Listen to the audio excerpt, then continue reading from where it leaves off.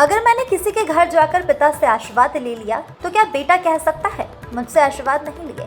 चिट्ठी को लेकर तेजस्वी ने ऐसा क्यों कहा कि मुझे नहीं मिला? मैंने अख्तर भाई से कहा कि उसे भी एक खत लिख दो। अख्तर भाई ने कहा लिखूंगा जरूर, लेकिन पहुंचाने का तरीका सीमांचल का होगा। उसके बाद उनके घर पर ढोल बजाकर खत दे दिया। ओवैसी ने कहा कि तेजस्वी यादव, याद रखना, अगर हमारे अख्तरुल ईमान ने तुमसे गठबंधन के लिए हाथ बढ़ाया है तो हमारी मजबूरी से मत समझना। जो हाथ दोस्ती के लिए बढ़ सकते हैं, याद रखना वो तुम्हारी गिरेबान तक भी पहुंचेगा।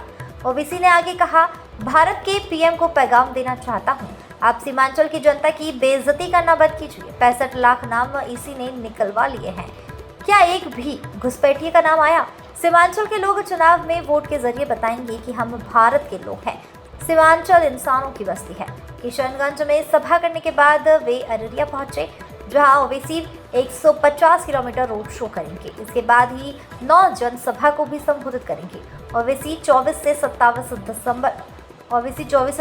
सितंबर तक सीमांचल न्याय यात्रा पर है।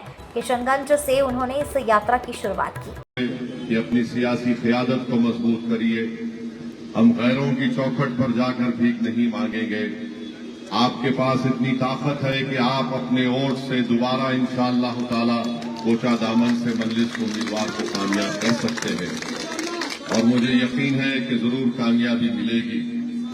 अब नहीं मालूम क्या होने वाला है राजद में, मगर मजलिस ने अपनी नेक नियति का इजहार किया। हमने अख्तरुल ईमान साहब ने लालू प्रसाद यादव साहब को खत लिखा। उसके बाद तेजस्वी यादव ने कहा कि मुझे नहीं मिला। मेरे भाई, अगर घर में बाप जिंदा होता है तो बाप की मौजूदगी में जब बड़ों के सामने कोई बात रखी जाती है तो छोटों को हक नहीं पहुंचता कि वो कहे कि आपने अब्बा को कहा, मुझे नहीं कहा। मैं उस घर से आता हूं जहां पर हमने हमारे वालिद मरहूम की जिंदगी में मैंने बहुत ही कम अपने वालिद से आंख में आंख मिलाकर बात किया होगा। हमारे लिए हमारी वालिद की बात उर्फ़ आखिर होती थी, मगर फिर ठीक है, हर घर में अलग माहौल होता है। अख्तरुल ईमान